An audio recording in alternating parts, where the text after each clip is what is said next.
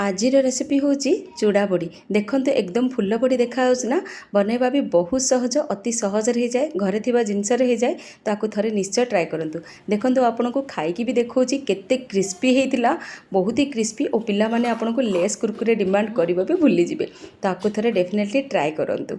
एथि देखंतु मु कोन करथली, एठी आधा कप सागु को मु भलो भाबरे एठी धोई देइथिली। एठी मु छोट दाना वाला सागु यूज करछि, आपन चाहिले मीडियम टाइप रो भी यूज कर पारबे। आकू गोटे रु दुई थर भल भाव धोईदेवे, कारण सागुरे जहाँ मैला अंश थी पलैब। धोइला देखो ये मंथिकी धोइबे, कारण सागुरे बहुत डस्ट थाए। धोइला आपको कौन करवा, आम ओभरनाइट रखीदेवा। ये अधा कप्रे अधा कप पानी देकी ओभरनाइट छाड़देवे, 7 ରୁ 8 घंटा छाड़देवे। देखो सागु गुड़ाक फुली जाइए, प्रॉपर्ली सोक हो जाइए। आपड़ जब आंगुठे चिपिबे ताहले पूरा एकदम मंथी हो। देखो आपको गोटे ससपैन रे मु ढालिली, से मुझे कौन करी आउ अधा कप पानी देती, कारण ये मुझे पतला खीरी टाइप रो करिविनी, मोटा टाइप रो टिके आकु रोसई करी, जो थी कि कौन हम बड़ी रे ये अठा भली बाइंडिंग रो काम करिवो। देखंतु एठी 5 ରୁ 10 मिनट भितर एमिति ट्रांसपेरेंट हो गला। एतिकी ही हमू दरकार, पूरा ट्रांसफॉर्मेंट हेबा दरकार।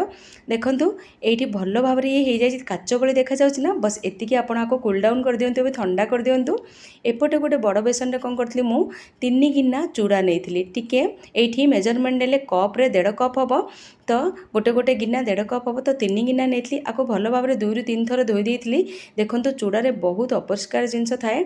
देखो ब्राउन ब्राउन पानी गुड़ाक मुझे भल भाव धोई देती, 2 ରୁ 3 थर। घरे ये बड़ीटी को निश्चय ट्राए करेंगे, कारण शीत दिने बा खरा दिने कौन हुए, पिला माने दही भात सांगरे बा पखाल सांगरे आपको खाइबा को बहुत भल पाती।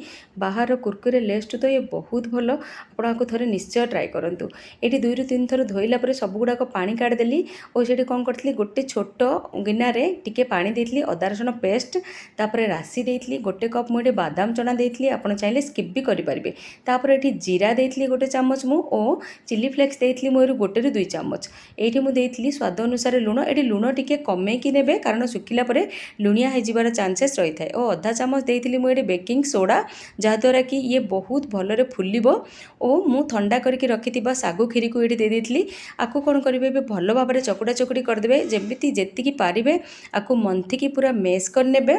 एतिकी परे आपण हिसाब रे टिके गोल गोल सेप दे पारिबे, नहीं तो टिके छोट छोट बा हाथ रे चापी चापी एमिति सुपुलु टाइप रो भी सेप दे पारिबे। मु एठी कौन करथली, फुल बड़ी टाइप रो टिके सेप दे देथली।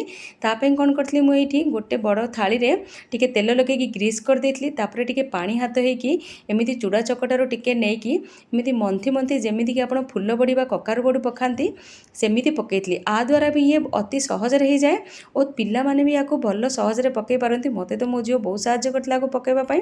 देखंतु एठी एमिति टाइप रो छोट छोट पीस कर नेबे, आराम रे 2 ରୁ 3 दिन रे सुखी जिवो। और आपण तो देखि पारले केमिति छाणीथिली। आको कौन करथली, मु खरारे 2 दिन सुखई देइथिली। सुखई देला पर ये एमिति हो जाए। देखंतु 2 दिन रे ही सुखी जाइतला। एबे तो खरा बहुत बढ़िया होची। देखंतु तापर एठी कौन करथली, मु एकदम हाई फ्लेम रे छाणीबे, जो द्वारा कौन हबो, ये पूरा एकदम फुल पुरी फुली जिवो। देखंतु ये केते बढ़िया फुली जाइछि ना, क्रिस्पी तो बहुत थिला। तो आपण थरे आको निश्चय निश्चय ट्राए करंतु, और आपण छुआ को बाहर जिनस अपेक्षा घर जिनस दियंतु, से भी बहुत खुशी हो जिवो। लेस कुरकुरे तो बहुत भल, बाहर स्नैक्स बा फ्राइज तो बहुत भल। आपण थरे निश्चय ट्राए करंतु। आको आपण स्टोर करके वर्ष वर्ष रखी पारिबे। जस्ट टिके मझरे मझरे खरा देखै देबे। देखंतु केते बड़ बड़ हो जाइछि। तो आपण आको निश्चय ट्राए करंतु। आशा करछि वीडियोटी भल लागिथिबो। जदि भल लागिछि लाइक शेयर और सब्सक्राइब करेंगे, और फेसबुक और इंस्टाग्राम रे देखुथिले फॉलो निश्चय करेंगे।